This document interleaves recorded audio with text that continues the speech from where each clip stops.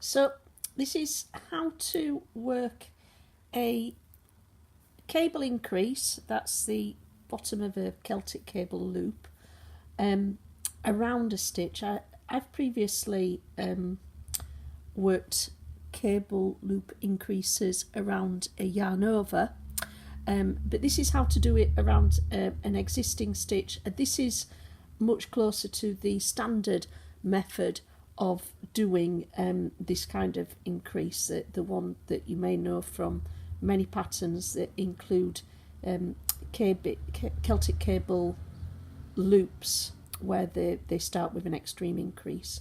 So here we are, there's 5 stitches here, and this centre stitch here, which I've created from an increase in the row that I've just worked. This is the stitch that we're going to work the cable increase around. So we're just going to knit up to that stitch.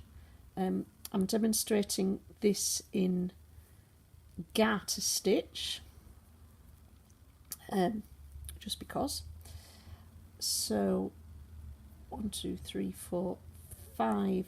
So there's the increase that I've worked in the previous row, and I'm now going to work my cable increases around it. So this stitch here, these first 2 stitches on the passive needle, I'm going to insert the working needle between those 2 stitches, as when working a cable cast on, and it is just like working a cable cast on. I'm going to wrap the yarn around the working needle and then pull it through to the front. So now I've increased 1 stitch, and I've got the stitch from the preceding row that I'm working this increase around, and now I'm going to slip purlwise that stitch from the row below to my working needle. And now this is it, we're going to insert the passive needle between the first 2 stitches on the working needle from front to back, and then we're going to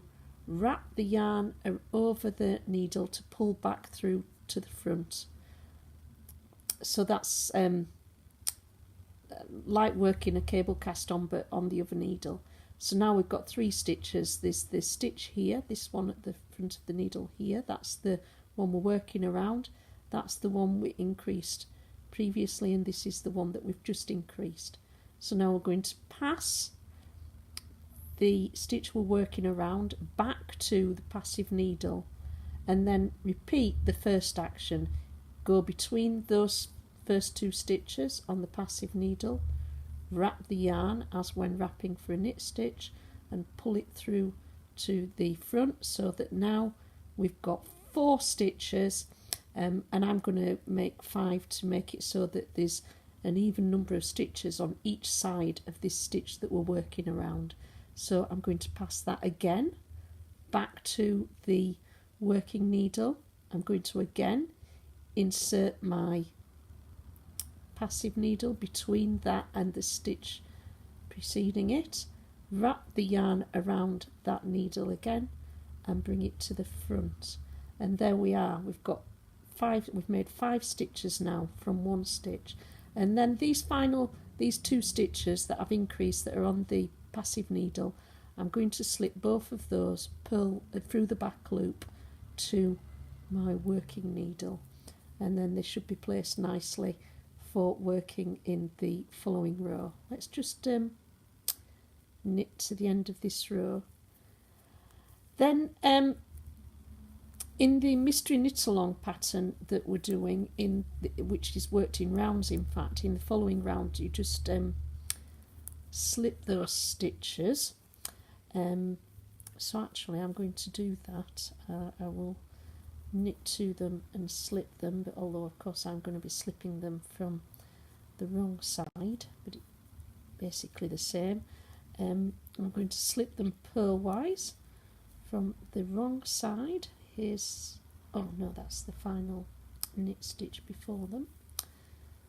There they are, the stitches that I've just made. So one at a time I'm going to slip those stitches purlwise to the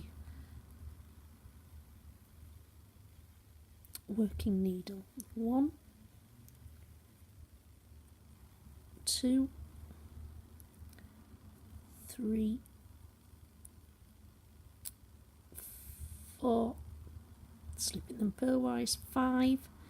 I've done that with the yarn in the back, which you would be doing if you were working in the round, although that sets things up incorrectly. And then, so that's how it's worked. In the mystery knit along, in the following round, one of those stitches gets decreased. It's the one that you worked around that gets decreased in the middle of the cable. They'll be knitted in the following round, and then you would work them. Subsequently, they become cable stitches. You'll be passing them across neighbouring stitches. That's it, everyone. Thank you.